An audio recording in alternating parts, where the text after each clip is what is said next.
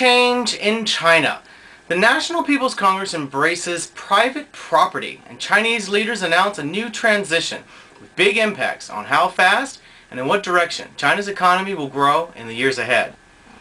The fifth session of the 10th National People's Congress closed last Friday and produced some stunning new legislation and revealed that China's government is serious about slowing down economic growth and changing focus from exports and investment to the hundreds of millions of Chinese still living in severe poverty.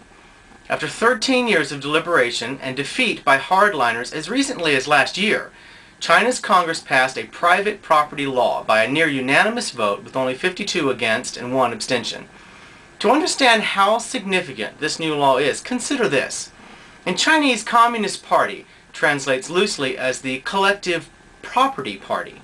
It was the concept of collectivizing property, principally land, that gained the Communist Party so much popular support and helped Chairman Mao and the Red Army conquer all mainland China. For the Communist Party to enshrine protection of private property owned by individuals is to bring China back full circle. It is a profound and revolutionary change and gives legal protection to the concept of private property added to China's constitution in 2004. Currently, China privatizes its state-owned and collective industrial and urban assets through corporatization. Land remains state and collectively owned, but leased in complicated and often conflicting arrangements. The new private property law restricts the use of China's arable land for unauthorized development. Golf courses were singled out as bad examples. Someday, this new law could open a door to real private land distribution, finally giving what poor rural Chinese have forever been unable to obtain, a piece of China of their own. In addition to that big change, the Chinese Congress also passed an enterprise tax law that normalizes the corporate tax rates of Chinese and foreign companies operating in China at 25%. Until now, foreign companies had a top corporate tax rate of 15%. This change is one of China's WTO commitments.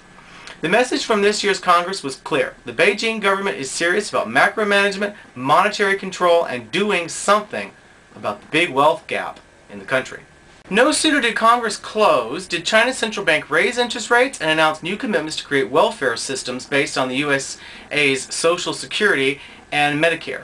In his closing statements, Chinese Premier Prime Minister Wen Jiabao gave clues to the new focus of Chinese policymakers. Conservation of resources, particularly land development and energy consumption, and concern for the environment. The National People's Congress is dismissed by critics as a rubber stamp for the ruling Communist Party, but elections in China are standardized by former U.S. President Jimmy Carter's Carter Center, which also monitors Chinese elections down to the village level. The NPC is one of the world's largest legislative bodies, with almost 3,000 members and over 20% are women. Slowly, Chinese are forming a type of popular democracy. Whether it resembles American or classical models remains to be seen.